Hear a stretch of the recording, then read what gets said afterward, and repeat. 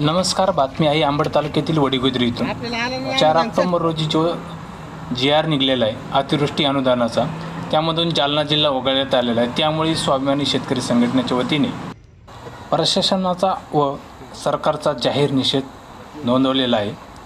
आपण बघू शकता शेतामध्येच त्या आदेश GRची होळी केलेली आहे. शेतकरी बांधव उपस्थित आहे. स्वाभिमानी शेतकरी संघटनेचे जिल्हाध्यक्ष सुरेश काळी पाटील सुद्धा उपस्थित आहेत. आपण बघू शकता. या अतिवृष्टीच्या नुकसानीच्या अनुदानामधून जालना जिल्ह्याला वगळण्याचं काम या राज्य सरकारने केलेलं आहे. जिल्हा प्रशासनाच्या वतीने अद्यापपर्यंत नुकसानीचा अहवालच विभागीय आयुक्त आणि सरकारला पोहोचला नसेल असं आम्हाला यातून वाटतंय. कारण की काल 4 ऑक्टोबर रोजी अतिवृष्टीच्या नुकसानीच्या अनुदानाची मदतीचा शासन निर्णय काल शासनाने जाहीर केला. त्यामध्ये जालना जिल्ह्याचा समावेश नाही. राज्यात सुमारे 1000 कोटीचं हे नुकसानीचं अनुदान मिळणार आहे.